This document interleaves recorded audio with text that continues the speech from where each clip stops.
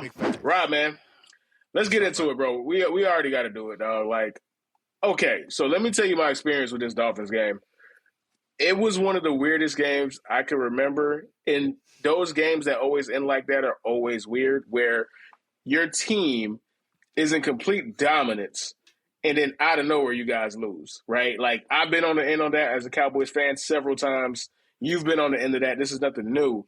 But this one was really strange because I can't even imagine how you lost the game like that, where you guys looked like you had total, absolute control. So, what the hell happened?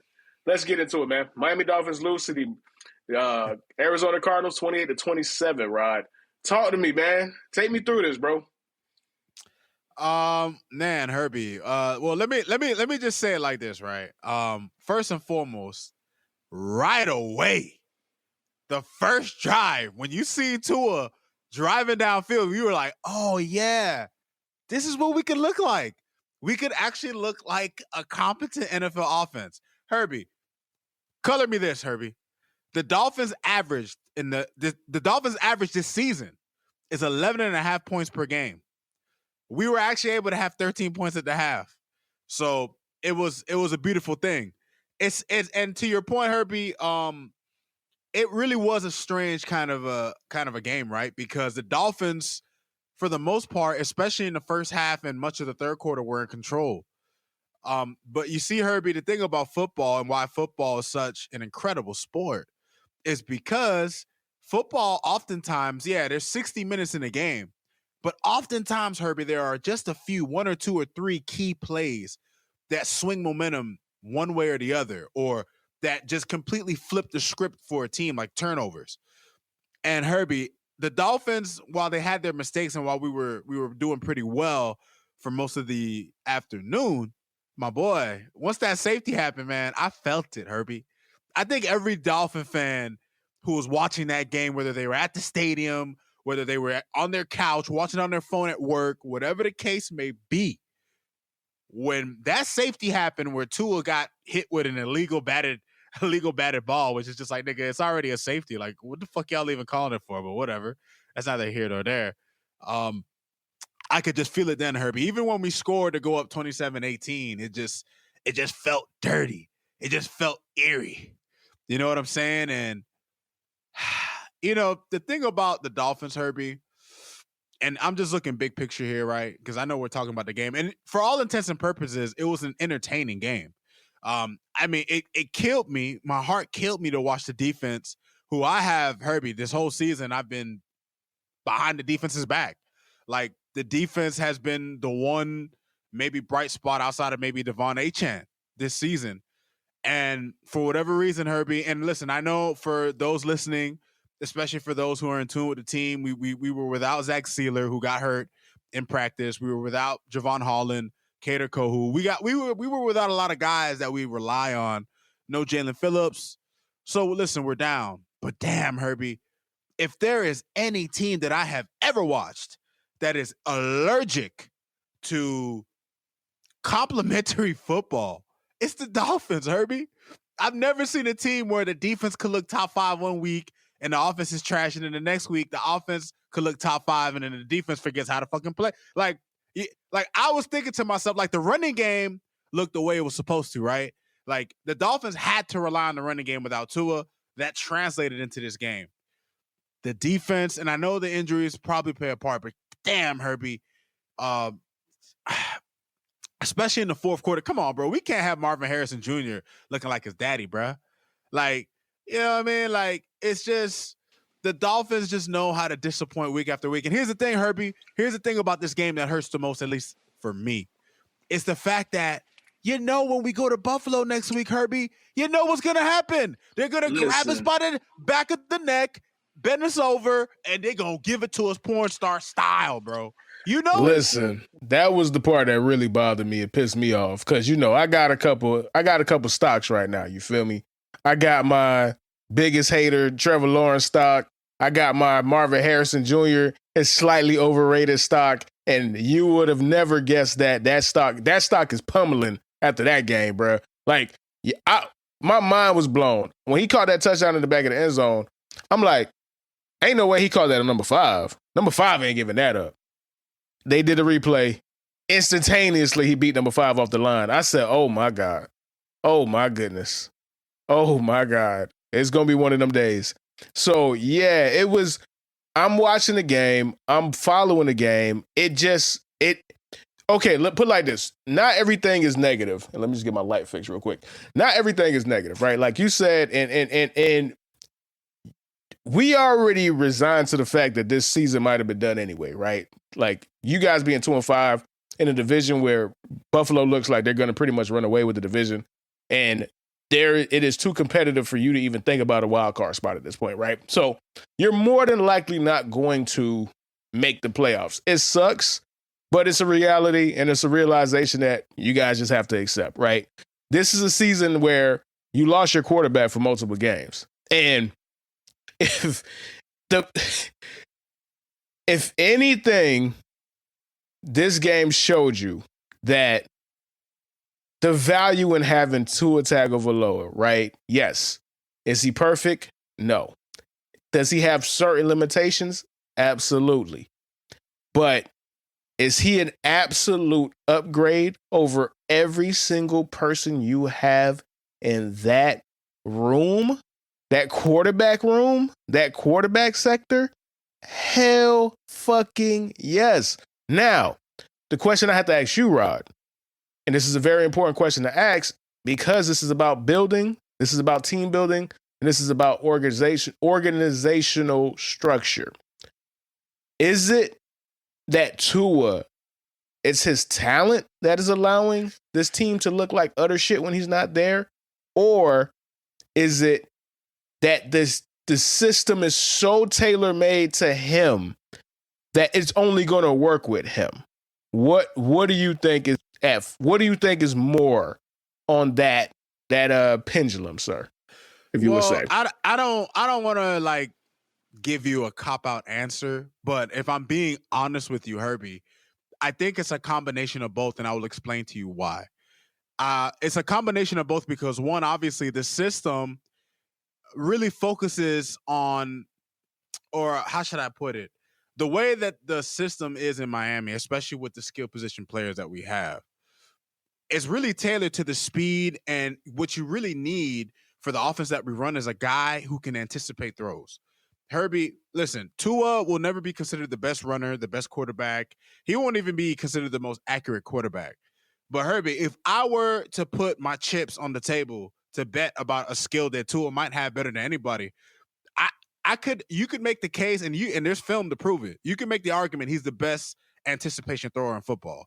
Like Herbie, even just watching in this game, you see how much the Dolphins miss this man. You gotta think about this too, Herbie, in football terms. Tua since 2023 averages 2.33 seconds in terms of getting the ball out of his hand into a receiver's hand. That's been the fastest in the league, and he does that while processing what the defense is doing and identifying, okay, this is the guy I have to throw to, and the ball is out before the guy even turns around. The ball is regularly out before guys are out of their break. And you saw that in this game against the Cardinals. You saw the anticipation. You saw guys turning around, and the ball is right there. So when you look at it from that aspect, that's kind of where Tua's talent is tailored towards. Tua's talent is just being a really good pocket passer. So at the end of the day, he has those traits, and they show themselves when he's playing. And that's where the Dolphins have issues, is the fact that you're not really gonna find too many quarterbacks that have that kind of skill. Because even when we had Teddy Bridgewater, who I remember Sean Payton famously said on Colin Cowherd, "Oh, Teddy Bridgewater is gonna take Tua's job by midseason." No, because the way this offense is designed for someone who can read the field quickly. This offense is designed for someone. Herbie, here's the thing. I think one of the greatest travesties that the Dolphins have done in this era and in previous eras is that we can't get the offensive line right. Herbie, I know there's two things that really killed me this game, Herbie. One was the fact that I realized that the Dolphins have to run the kind of offense that we ran. Like Tua threw a lot of short passes in this game, and we didn't have a lot of shot plays. We didn't have a lot of plays that went downfield. That's by design, Herbie, because they're trying to protect the nigga because they don't trust the pass protection.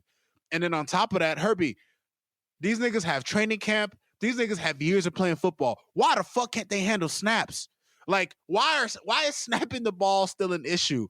Why is it that, Herbie, that's basically what cost the Dolphins the game, was a bad snap that led to a safety. You gave Arizona 2 points, and you allowed them to score, march right down the field, and get within 2 points of you. So even when you go and you raise the lead, they still have a chance, and then we can't even put the game away. So, Herbie, what it comes down to is like, the reason why when Tua steps out, like, Tua is a talented quarterback in the sense of, like, he's not talented in terms of like great physical talent, right? He doesn't have the physical metrics of a Herbert. He doesn't have the arm of some of these better quarterbacks. But in terms of just being in the pocket, being able to read the field, being able to be accurate, being able to throw on time and rhythm, and being able to anticipate, Herbie, that's what you want a quarterback to do. That's a quarterback's job. So Tua can do a quarterback's job very well. The problem is he just doesn't give you anything special on top of it. So, that's basically where I see that. You know what I'm saying? But yeah. No. Go finish your thought, bro. This is your segment, bro. Finish your thought, bro. Nah, man. Just watching this game, Herbie, just made me think like Tua played a pretty efficient, solid game, Herbie, and we weren't able to come through against a mediocre Cardinals team, which just tells me that we're in for a long ride. This is the silver lining I have. This is it right here, Herbie. Mm-hmm. The games will be fun to watch. That is true. The games will be fun to watch. That's all we got. That's all I can have. As two individuals who do a Dolphins-centric or Dolphins-inspired football podcast, it was the roughest Sundays ever having to watch fucking Skylar Thompson, Tim Boyle, and Tyler Huntley, or whatever his name is. No disrespect to the boy. You feel me? But it was rough. When I watched Tua, put it like this, dog. There's a reason Tyreek Hill said his dreams came true when it was announced that Tua was coming back, dog. The players were dying inside having to play with those dudes, bro. Because you gotta think about it. I'm running routes. It's hot. This game is physical. I'm hurting.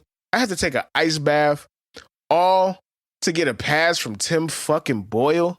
Are you crazy? Are you crazy? To get a wobbler? Somebody who in college at Cincinnati went 1-13 as a starter. This man how is he even in the NFL?